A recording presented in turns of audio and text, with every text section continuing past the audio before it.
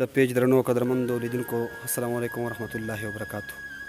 درنو ملګرو د ژمنې سره سم نن یو ځل بیا د یو درانه شاعر ډاکټر احمد الله تسل صاحب خواته راغلي وو.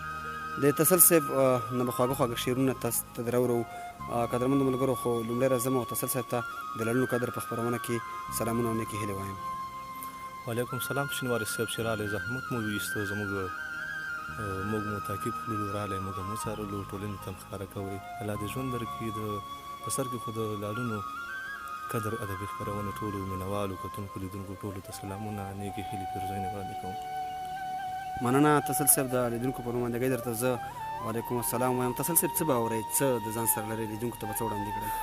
الله ژوندي لره خاره ستا د نوم نه مې نفرت کېږي. خاره ستا د نوم نه مې نفرت کېږي. خاره خبریالې هم تا وخوړې. واه ډېر لوړ. خاره ستا د نوم نه مې نفرت کېږي. خاره خبریالې هم تا وخوړې. جنګه په ځوانانو دې زړه یخ نه شو. جنګه په ځوانانو دې زړه یخ نه شو. جنګ کلیوالې هم تا وخوړې. واه ډېر لوړ. بیا یې ووایه دغه بیت.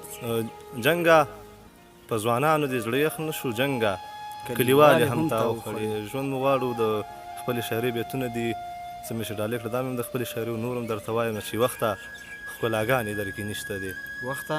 وخته ښکلاګانې در کې نشته دی. وخته وفاګانې در کې نشته دی. ژونده ته تورتمې ظلم جبري. مننه شینواري صاحب. ژونده ته تورتمې ظلم جبري. ژونده رڼاګانې در کې نشته دی. خاره تا کې قتل ورور وژنې دي. خاره تا کې قتل ورور وژنې دي. خاره خنداګانې در کې نشته دی. هغه چې دا وخت به یې سره زر ګاڼه. هغه چې دا وخت به یې سره زر ګاڼه. هغه زرګرانې در کې نشته دی. ډېر ښه. بیا یې ووایه تسل صاحب. ژوندی اوسې وایي هغه چې دا وخت به یې سره زر ګاڼه. هغه زرګرانې در کې نشته دی. هغه زرګرانې در کې نشته دی. غزل داسې و چې واښه وی بوټي وی انسان نه وی. شینواري صاحب واښه وی بوټي وی انسان نه وی. واښه وی بوټي وی انسان نه وی. د دې حالاتو بندیوان نه وی. دا څوک چې ما وژني بېدینه ښکاري. دا څوک چې ما وژني بېدینه ښکاري. کاش دا سړی چې مسلمان نه وی په سپین لباس کې سجدې بت ته کوي. په سپین لباس کې مننه په سپین لباس کې سجدې بت ته کوي چې ګاونډیان هم هندوان نه وی. او که مشران زموږ بېلارې نه وی. که مشران زموږ بېلارې نه وی مونږ کې به کار د پاکستان نه وی. دا ستا په شعر کې که تاثیر نه وی تسله ته به په چا ګران نه وی. دا ستا په شعر کې که تاثیر نه وی تسله ته به په چا ګران نه وی. تسله ته به په چا ګران نه وی. مننه تسل صاحب.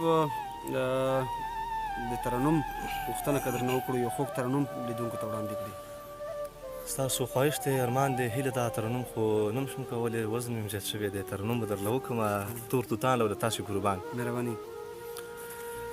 بدو حالاتو اندېښنو مې حافظه وخوړه.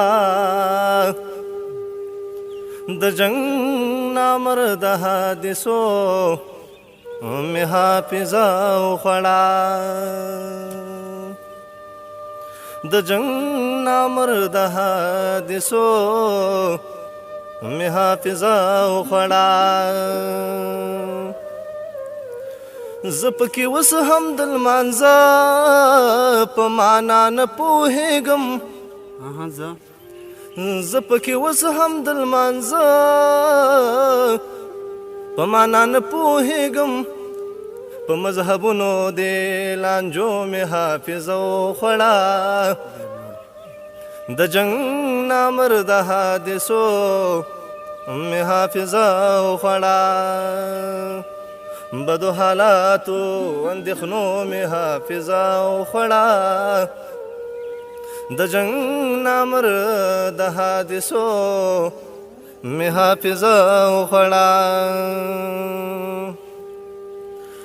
څه مې حالات وژني څه خپله ورور څه پردي راغلي. څه مې حالات وژني څه خپله ورور څه پردي راغلي.